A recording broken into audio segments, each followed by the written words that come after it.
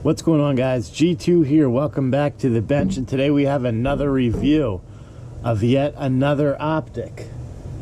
I must have been on an optics thing because it seems like everything that's coming in right now is optic related. So today is the Vortex SPARC AR red dot. Now this is a 2 MOA red dot.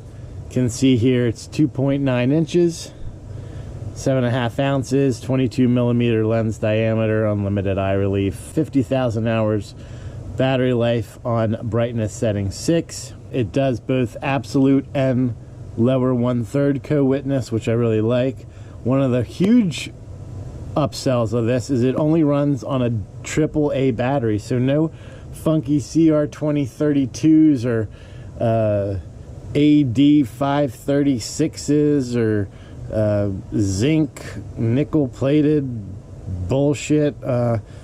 So pretty cool. So let's open this guy up and see how it's looking. So this is our shim that we would use, and here's our AAA battery. What do we got here? This is our mount. Nothing special, no QD. It just uses a torque wrench to tighten it down, a T10 on there. Nothing fancy. And down here we've got our screws. We've got they all use the same?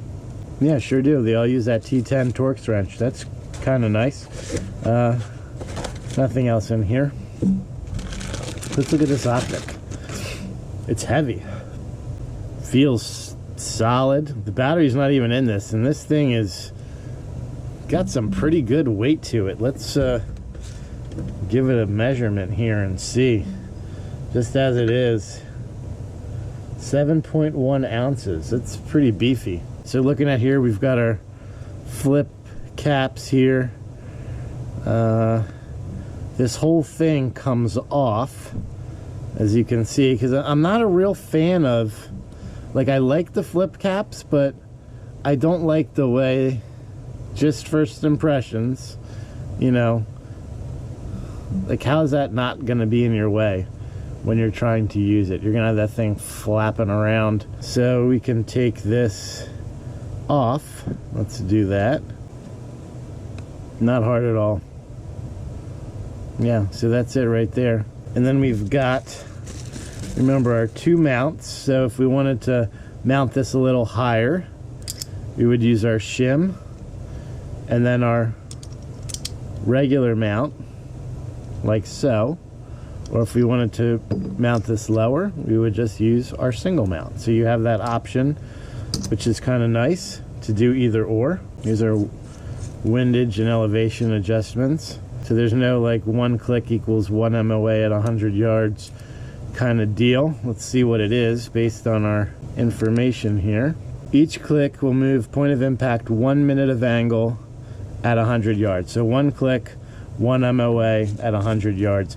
I don't understand what's wrong with these companies and why it's so hard to just put that somewhere. Put it in the freaking cap, whatever, just something. Like, what do they expect us to remember this shit? Like, I'm old. Okay, so our battery goes in. Nice battery, easily accessed from the front of the optic, and it just goes in even, like, this is what kills me. So they show you which way to put the freaking battery in, but they don't tell you what the clicks mean. Like, come on, man. All right, so our battery's in, and that should be it. Let's fire this baby up and see what the reticle looks like. This is at 100% brightness.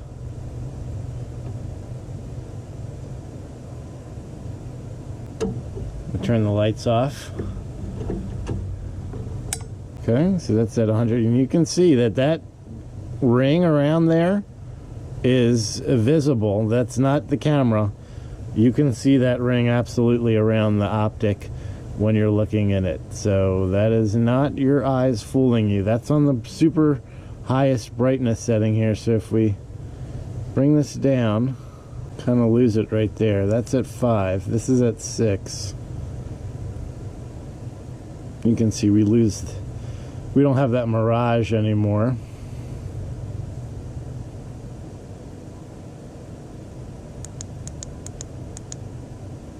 Kind of get it right around there again. And then when you have it all the way up, boy, does that ever show. I don't even know if I would ever have it that bright, to be honest, but it's pretty distracting when you're looking down the optic to see that. So this has 2 night vision settings.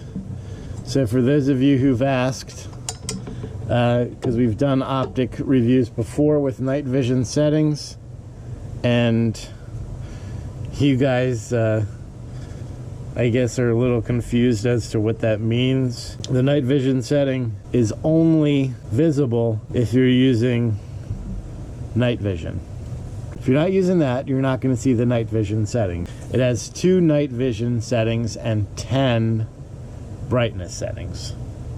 There's no magnification on this. This is just a regular 1x magnification, and you can see it's pretty true to 1x. Look at the dot on the eye there. It doesn't change at all.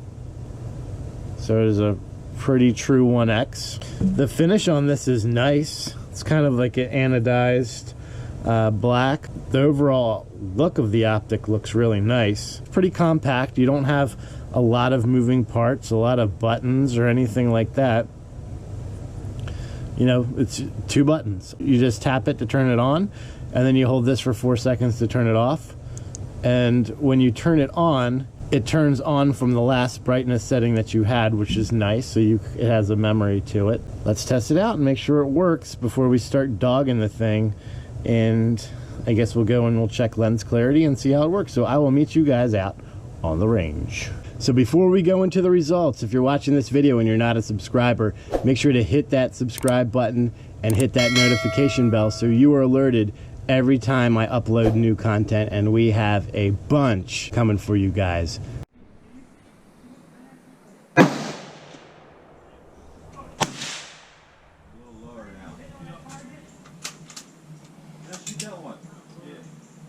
I think I'm moving too much.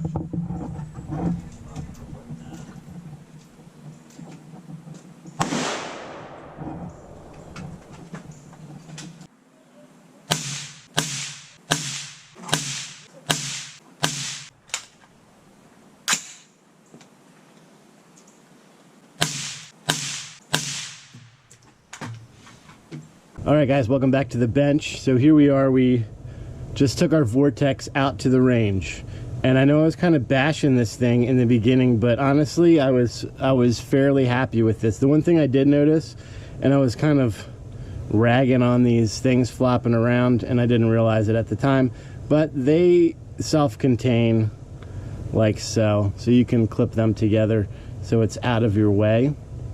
Which is definitely good.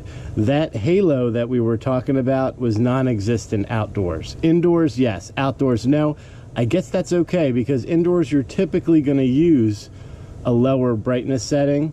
But when you use that higher brightness setting outdoors, it does not show that halo effect at all. So overall, pretty happy. So let's show you the results of the sighting in. So here's our Vortex. We were at 50 yards. Started here, moved it up, and then we moved it over. Now we were shooting wolf ammo, so it's not the best in terms of accuracy, but it could also have been my shooting as well, because as the day went on, we had a lot of shooting done today. I was able to tighten these up. So overall, the groups are consistent. The movement is easy. We were able to sight this in really with 3 shots. We were pretty much here. This was just windage adjustment. So then I went to one of the more clear here, and this was our 50 clean. So you can see I had one get away from me a little bit, but we're within that range at 50 yards, and I think that's pretty good. We're talking half MOA, and I'm good with that. So overall, I do suggest this as an option for red dot. Just bear in mind, We tried this at the 100 and we tried this at the 200.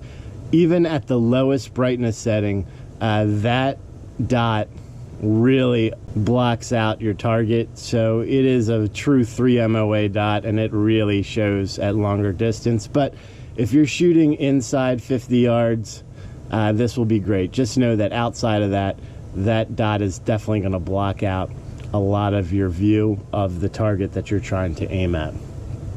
But all in all, pretty good option. The price was fairly good. It's on the higher end, very similar to where you would find the Romeo. I would have to say this definitely is good. It's not great. I still would take the Romeo over this, just because of the whole functions of it. Maybe it's just me. I seem to shoot the Romeo a little bit better, so I will take the Romeo over this Vortex SPARC, even though it is Vortex and they have a great name. This for me just didn't work out as good as I would have hoped to, but that's not saying that this is a slouch by any means. So until next time, make sure that you're practicing safe weapons handling at all times and treating every weapon as if it was loaded. God bless America. G2 out.